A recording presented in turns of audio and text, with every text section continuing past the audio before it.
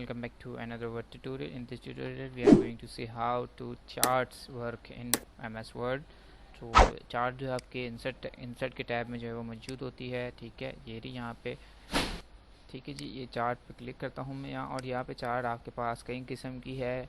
ठीक है, लेकिन अगर एक को समझ लिया तो आप बाकी जो है वो खुद जो है वो कर सकते हैं। ठीक है, अभी मैं कॉलम चार्ट को यहाँ पे यूज़ करके दिखा रहा हूँ आपको, और इसके कुछ यहाँ पे जो है वो स्टाइल भी है कि आप उसको किस तरीके से जो है वो दिखाना चाह रहे हैं, तो वो आप दिखा सकते हैं। लेकिन मैं भी यहाँ से सिंपल जो है वो सिलेक्ट कर रहा हूँ। ठीक है, और ये जो है काफ़ी आसान है, जो आप समझ पाएंगे। ओके करते हैं, तो ओके करते ही जैसे ही मैंने चार्ट लिया तो मेरे पास यहाँ पे एक शीट भी ओपन हो जाती है। ठीक है, चार्ट शीट जो है ओपन हो जाती है, बेसिकली एक्सेल की शीट होती है। ठीक है, तो यहाँ पे दो चीज़ें होती हैं, एक सीरीज़ होती है और एक कैटेगरी होती है। सीरीज़ आपकी जो है ये चीज़ें होती हैं, ठीक है, जो कि आपकी वैल्यू को दिखा रही होती हैं, और कैटेगरीज वो होती हैं जो कि जैसे कि एक मेन कैटेगरी हो गई। लेट्स से अगर मैं यहाँ पे आपको एग्जांपल दूँ तो आई होप आपके ज़्यादा क्लियर हो पाएगा। जैसे कि अभी इसको हम छोड़ते हैं, यहाँ पे मैच 1, मैच 2, मैच 3। ठीक है, मैंने सीरीज़ के नाम जो है रख दिया मैच 1, मैच 2 एंड मैच 3। तो ये भी मुझे क्या दिखा रहा है कि कैटेगरी 1 में मैच 1 इतना है, मैच 2 इतना है, मैच 3 इतना है। ठीक है, तो अगर मैं यहाँ पे इसको ऐसे कर दूँ,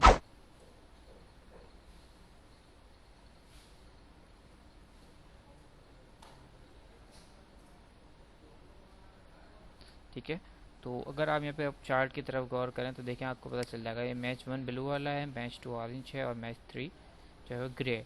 तो अगर आप इस बार के देखें, मैच 3 में इसने बनाए हुए, मैच 3 में 5।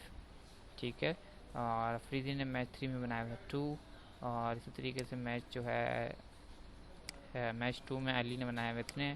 ठीक है, अब यहाँ पे आप जो है इस तरीके से भी कर सकते हैं, जैसे कि वनडे टेस्ट T20। ठीक है, तो इस तरीके से भी आप सीरीज जो है वो लगा सकते हैं कि वनडे मैच में जो है किसने कितने बनाए हुए। ठीक है, और यहाँ से जस्ट आप वैल्यू जो है वो चेंज करेंगे, लेट से 40, 50 एंड 100। ठीक है जी, और इसी तरीके से यहाँ अगर आप इन लोगों की बात करें तो इसमें भी हम कुछ ना कुछ वैल्यू जो है वो पास कर देते हैं।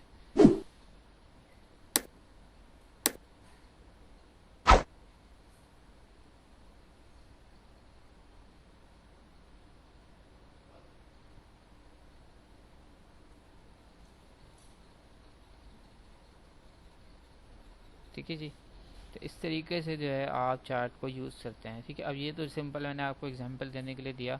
यहाँ पे आप जो है अलग अलग जो है वो कर भी सकते हैं, जैसे कि यहाँ पे आप लिख सकते हैं कुछ इस तरीके से। अगर आपको सेल दिखानी है अपनी 2016, ठीक है, और यहाँ पे अगर आपका लेट से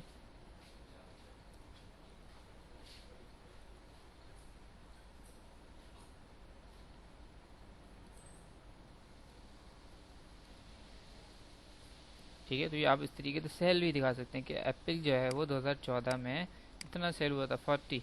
ठीक है, 2015 में कितना हुआ था 45, 50। ये जो भी इस तरीके से आप अपनी सेल्स भी यहाँ पे जो है वो दिखा सकते हैं। ठीक है, अच्छा बात करते हैं अगर इसमें मज़ीद आपने कोई जैसे 2016 के बाद 17, 18, 19 भी ऐड करना है तो आप कैसे कर सकते हैं। बहुत सिंपल है, जस्ट आप यहाँ पे लिखोगे 2017, 2018 और 2019। ठीक है, तो आप देखेंगे नीचे कैटेगरी भी ऐड हो गई, और इसमें आप जो है वो फिर मज़ीद यहाँ पे डाल भी सकते हैं अपने पास से। ठीक है, तो देखें आपकी सेल जो है वो ईयर बाय ईयर बढ़ रही है एप्पल की। ठीक है, और अगर मैं इसी तरीके से बात करूँ यहाँ पे अपनी जो है वो बनाना की सेल की, तो यहाँ बनाना की सेल मेरी क्या हो रही है, लेस हो रही है। तो इस तरीके से आप बाकायदा इसमें अपना पूरा सेल भी दिखा सकते हैं। ठीक है, अपना स्टॉक भी आप इसके ऊपर जो है वो शो करा सकते हैं, आपका स्टॉक बढ़ रहा है, कम हो रहा है, क्या हो रहा है। ठीक है, तो ये जो है वो चार्ट है। तो इसको अगर मैं क्लोज़ कर दूं, ठीक है, और अगर यहाँ डिज़ाइन में के टैब में देखूं तो मैं इसकी डिज़ाइनिंग यहाँ से थोड़ी सी चेंज भी कर सकता हूँ, अगर मुझे कुछ चेंजेस यहाँ से जो है वो करनी हो कुछ इस तरीके से। ठीक है, और अगर मुझे दोबारा से डेटा एडिट करना है तो मैं यहाँ जाऊँगा एडिट डेटा में। ठीक है, एडिट डेटा में तो फिर से मेरा डेटा जो है वो ओपन हो जाएगा। ठीक है जी, अच्छा, अगर आपने चार्ट ही बनी हुई चार्ट ही चेंज करनी है तो यहाँ से चेंज टाइप में जाएंगे, और यहाँ से अगर कोई और आपने करनी है तो ये आप यहाँ से वो लेके देन ओके कर देंगे, सिंपल। ठीक है, आई होप ये आपको जो है वो काफ़ी क्लियर हुआ होगा चार्ट के हवाले से। अगर कोई कन्फ्यूजन हो तो आप मुझसे कमेंट्स में पूछ सकते हैं। Thank you for watching.